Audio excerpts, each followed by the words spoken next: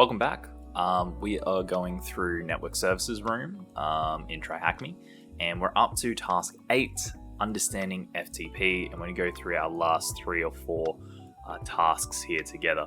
So on Task 9, let's just start up our machine. That'll take a minute, so by the time we get through this, we'll be there. And just a heads up, a blog post will be linked below, so you can have a written write-up of this if you need to go to anywhere specific. Plus, there will be the timestamps below, so you can skip ahead in the video. So, written or video, whatever you prefer, here to help. Alrighty, let's go over what is FTP. So, it stands for File Transfer Protocol, and as the name suggests, protocol to use to allow remote transfer of files over a network. It uses a client-server model to do this, and as well, as we'll come on to later, relies on commands and data in a very efficient way. So how does it work? A typical FTP session operates using 2 channels, a command, sometimes called a control channel, and then a data channel. So as the name implies, the command channel is used for transmitting commands as well as the replies to those commands, while the data channel is used for transferring data. Command, data channel. Cool. So FTP operates using a client-server protocol. This client initiates a connection with the server. The server then validates whatever login credentials are provided and then opens the session. While the session is open, the client may execute FTP commands on the server. So then there's active versus passive. So active is FTP, the client opens a port and listens. The server is required to actively connect to it. And then passive, the server opens a port and listens passively, and the client connects to it. So I don't really understand FTP. These concepts don't make full sense to me. I understand transferring files over this protocol, but yeah, I need to definitely do a bit more research into this. But anyway, got the sort of gist of it. So if we go for more detail, we can go and read that, which I have linked off for a later reading. So I really need to do that. So what communication model does FTP use? So we do have the client-server model. So I'm going to say we've got client-server. Cool. And what's the standard FTP port? So it didn't actually say it in the information. We can do a quick search. Off memory, I think it's either 20 or 21. I'm going to go 21. Cool. Because I know that there is secure FTP, and it's not 22 because that's for SSH, so not really sure. How many modes of FTP connections are there? So if we look at our so active and passive, I think is what we're determining connection modes. So we'll go for 2. Cool. So that is our task 8. So moving on to task 9, we should have our IP by now. So let's just make sure that we can see our machine via a ping request. Sometimes you don't see it, not a bad thing, just depending on the room. But in this case, that was just what we need to do to see it. Okay, so let's get started. Before we begin, make sure to deploy the room and enumerate. So we're going to use nmap, and we're going to try and find out what we can. So as I read this, let's just go ahead and run our nmap. Did you just see that? Weird thing having the multi-terminals. I don't know. So we're going to go -VV for verbose. Oops, I hit enter. Hit up. So let's just try this again. -VV for verbose. So we could do -A. I think I'm going to do -T4 to speed it up. Now, I don't know if we need to do all the ports on this. I mean, it's not a bad idea, so might as well. So let's just output this to a normal format, and we'll just call it scan ports, scan port, and we're going to do it against this IP. And just as a backup, I'm just going to tee this out to scanport.bak, just for backup. Now, I think this is going to give us everything. Going to let that run. So Using the -A is going to try and use the NSE Nmap script engine. I'm going to try and find other scripts to run against it. So that's what we're going to get from -A. I don't know if it's a good idea running this on the initial scan. I don't know if this, like, I've been not doing this because I'm just like, I just want to find what ports are open and then we can go further from there. So anyway, you're going to let that run and let's just keep reading while that's running. So the method, we're going to be exploiting an anonymous FTP login to see what files we can access and if they contain any information that might allow us to pop a shell on the system. This is common pathway in CTF challenges and mimics a real-life careless implementation of an FTP server. So we're going to be logging into the FTP server. We'll need to make sure we're using an FTP client, which is installed on our system. There should be one installed by default. On Linux operating systems such as Kali Parrots, I'm using Kali in VirtualBox. You can test if there's one by just typing FTP. So let's just go over, see if we make sure we've got something cool. Into the console, if you brought up, we have a prompt. So alternative enumeration methods. So it's worth noting, is that an extra space here? It's worth noting that some vulnerable versions of in.ftpd and some other FTP server variants return different responses to the CWD. I have no idea what this means. Command for home directories, which exist and those that don't. This can be exploited because you can use issue. Okay, I don't think. Okay, there's a vulnerability. Just a little bit above my pay grade at the given moment. We'll come back to that at another time. So we've got the links that I opened up before. So I gotta be honest, I don't go to these sites that often. So must do that. Okay, so run an Nmap scan of choice. So in my case, I've run this, so you can follow along or you can do your own. How many ports are open on the target machine? So as of right now, I can only see one. So I'm just going to go ahead and see if it's going to be the only one. So no, there's more scans to do. There's more ports to find. So we've got about 10 minutes. Usually I find these scans run for like up to 20 minutes. And I don't know if that's based on my connection or the box connection. So yeah, not sure. So we do have a 21 here. So if I type in 21 for the port, I don't know if it's FTP, but I'm assuming because that's the default and they haven't changed it, like the Telnet one. So what variant of FTP is running on it? So we're not going to get that information until this finishes, which says it's about 10 minutes. So I'm going to pause it there and want to continue once this scan is finished. Okie dokie. Okay, so we've got our scan that's completed. So it took a little bit, but that's all right. So let's try to get the OS running. So try to run a couple scans. So let's go down to here. So we've got a lot that were closed, but we've got our TCP running on 21, which we know is FTP. And it used a script called ftp-anon, trying to see if we can log in with Anonymous. And it did say already that we're going to try and do that, so there is just further communication. So do we have anything else that is open? So how many ports are open? So if we look here, I can only see one port that's open. So I think I already tried this. Was there anything else that I'm missing? 6,500 are closed. So is it technically nothing is open, or is there something else that I'm just not seeing? I'm not using 443, but that doesn't say that there's something else open. That's just using traceroute.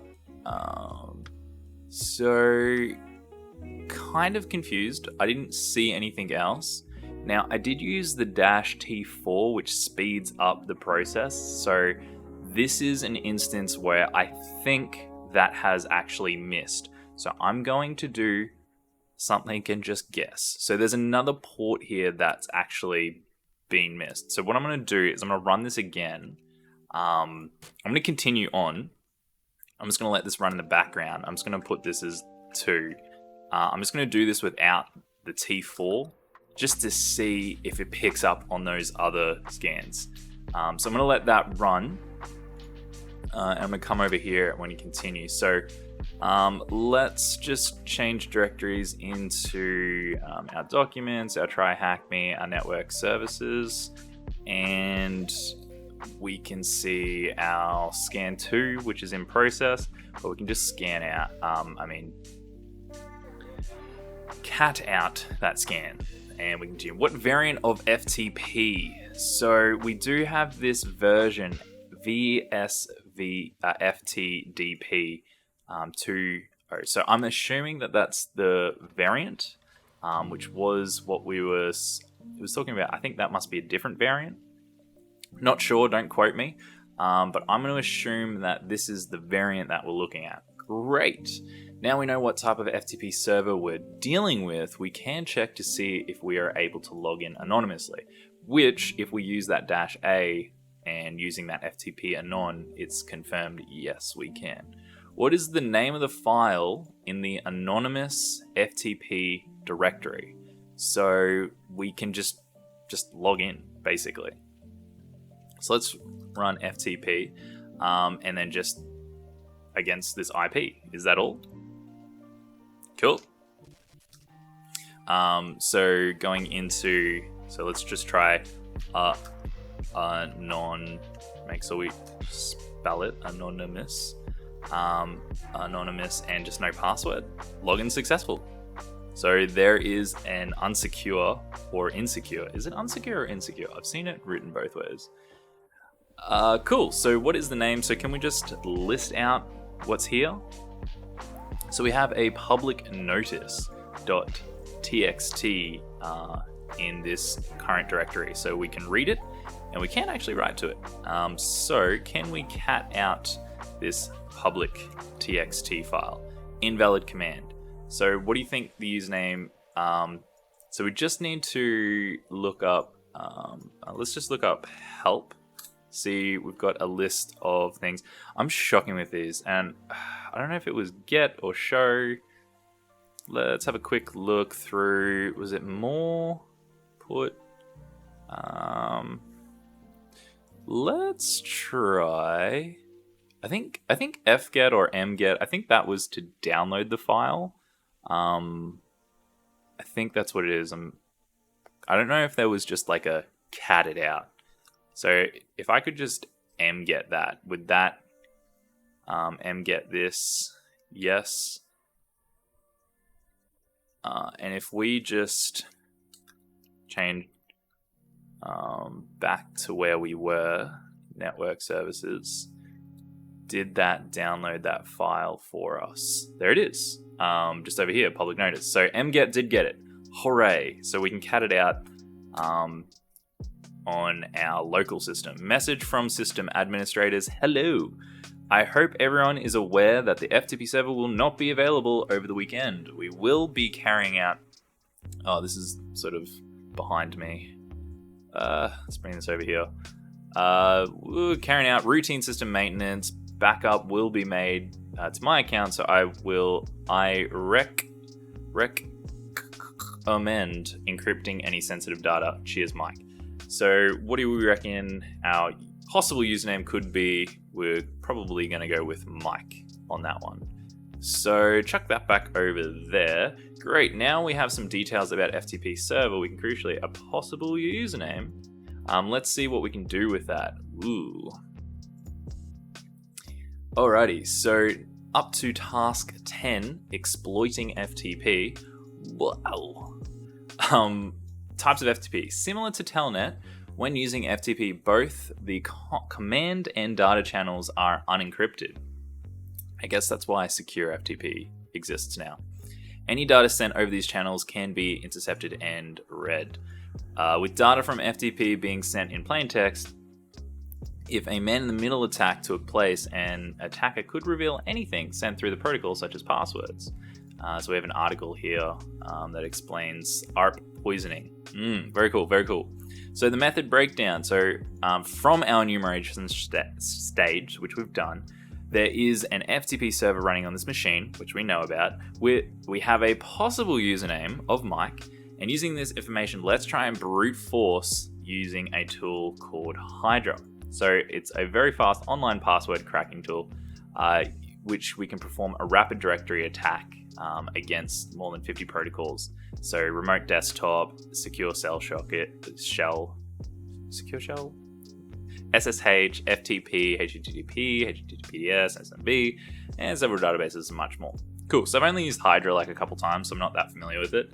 But yeah, we can go through and definitely use this. So let's back on out of our FTP anonymous install. Goodbye. Okay.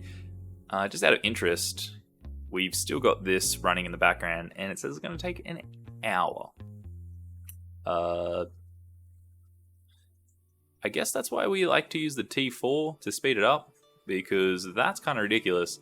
I'm probably just going to give up on that, and we're just going to continue on. But if you're interested in how that goes, let me know, and I can put it in the written write-up.